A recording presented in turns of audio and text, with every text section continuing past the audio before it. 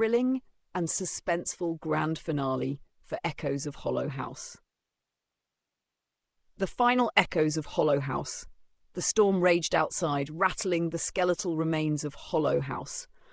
The wind howled through shattered windows, carrying whispers that slithered into the ears of those still trapped inside. Sarah clutched the iron key in her trembling hand, the only thing standing between them and the entity that had made this house its prison. The shadows lengthened unnaturally, curling along the floor like grasping fingers. "He's coming," Mark whispered, pressing his back against the cold stone fireplace. His eyes darted to the staircase, where heavy, deliberate footsteps echoed in the darkness above. Father Lorne tightened his grip on the silver crucifix, his voice barely above a whisper. "Whatever happens, we cannot let him finish the ritual." They all knew who he was. Elias Hollow, the man who had built this house, the man who had never truly left. His spirit had waited, biding time, feeding off the fear of the living. And now, with the blood moon high above, the house itself had come alive, pulsing with a hunger they barely understood. The walls trembled, a guttural laugh spilled from the staircase as Elias descended, his form flickering between flesh and shadow. His eyes, bottomless voids, fixed on Sarah. "You brought the key. How thoughtful." His voice was layered, like 100 trapped souls speaking at once. "Now be a good girl and open the door." Sarah took a step back, her heartbeat hammering in her ears. She knew what lay beyond that door. The others, things even Hollow feared.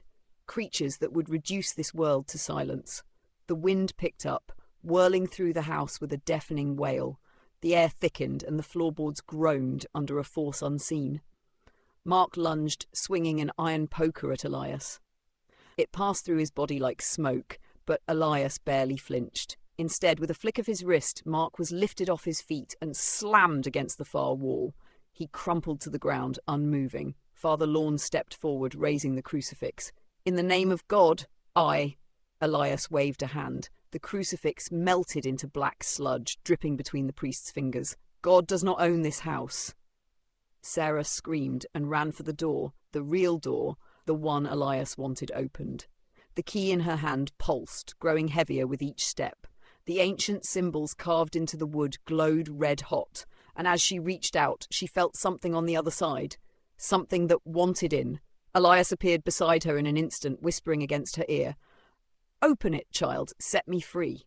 Sarah turned, looking into the abyss of his gaze. Then she smiled. "No." With every ounce of strength left, she drove the key, not into the door, but into Elias's chest. A howl ripped through the house as the key sank deep, twisting into his very essence. His form convulsed, flickering between past and present, flesh and bone, horror and man. The house screamed. The walls trembled violently, glass exploding inward as the very foundation rebelled against its master. The door began to close. Elias reached out, his voice a mixture of rage and pleading. "No, you don't understand. If you close it now, we all die." Sarah twisted the key deeper. The door slammed shut with a sound like thunder. The house collapsed inward. Darkness swallowed everything. Sarah awoke to silence. The sun was rising, its golden light filtering through the skeletal remains of Hollow House. The air was clean. The whispers were gone. She turned and saw Mark stirring, groaning in pain but alive. Father Lorne was kneeling, breathing heavily but intact. The house was nothing but ruins now, and Elias Hollow, gone. Sarah exhaled, watching the last remnants of the nightmare fade with the dawn. But as she turned away, she swore she heard it just for a moment, a whisper, a laugh, an echo. "That should give you an intense white-knuckle finale. If you want it expanded or tweaked, let me know."